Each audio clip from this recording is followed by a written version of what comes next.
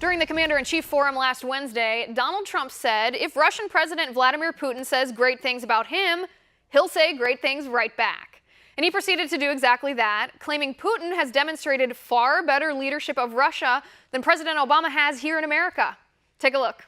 Well, he does have an 82% approval rating, according to the different pollsters, who, by the way, some of them are based right here. Look. He's also a guy who annexed Crimea, invaded Ukraine, supports Assad in Syria, supports Iran, is trying to undermine our influence in key regions of the world, and according to our intelligence community, probably is the main suspect for the hacking of the DNC computers. Well, nobody knows that for a fact, but do you want me to start naming some of the things that President Obama does? But do you want to be complimented by that former KGB officer? Well, I think when he calls me brilliant, I'll take the compliment, okay? Joining me now is geopolitical risk executive John Sitilides. John, thanks for being here. Pleasure to be here. All right, John, let me just start by asking you, Trump's comments about Putin in the Commander-in-Chief Forum last Wednesday, where he said if Putin praises him, he's going to praise him right back. That type of analysis, is that appropriate given the tension between Russia and the United States? I'm not sure the issue is one of appropriateness, Liz. I'm not sure it's the wisest course of action. But if I take Matt Lauer's logic and take it out to where it logically goes, President Obama really has been following Vladimir Putin all around the Middle East, all around Iran, and in other parts of the world in desperate pursuit of an agreement.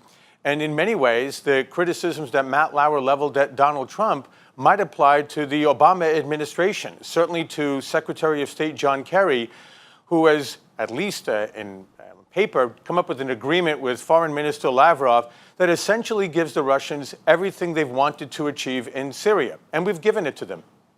Right, and I think that's the media's fault, too, for purposely misunderstanding what Donald Trump was saying.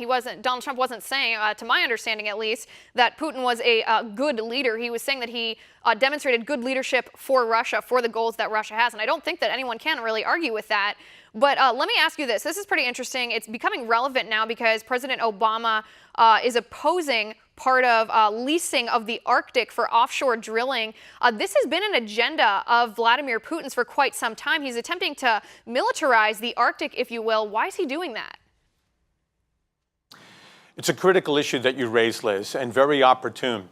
The Obama administration is undergoing a lease program review right now where, unfortunately, the administration will make it prohibitively so expensive to be able to explore and extract oil and natural gas reserves in the Arctic that we really won't be doing anything significant on the U.S. part or, for that matter, on Canada's part, because Canada, under this current administration of Mr. Trudeau, seems to be siding with the Obama agenda.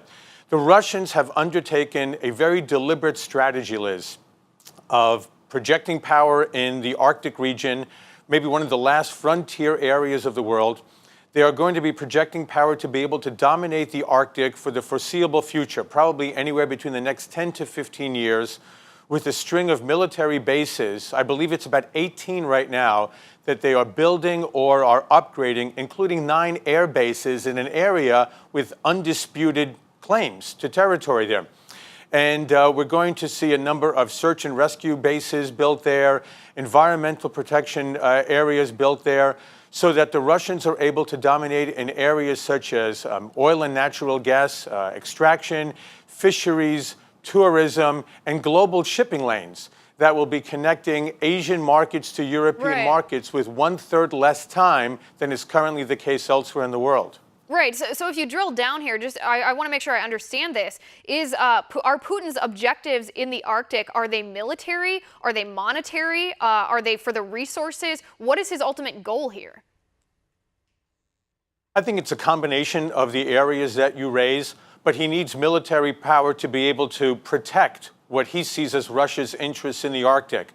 But there are vast energy resources. Geologists believe, Liz, that about 25% of the world's recoverable petroleum resources, 13% of oil, 30% of gas, and 20% of liquefied natural gas lie beneath the Arctic.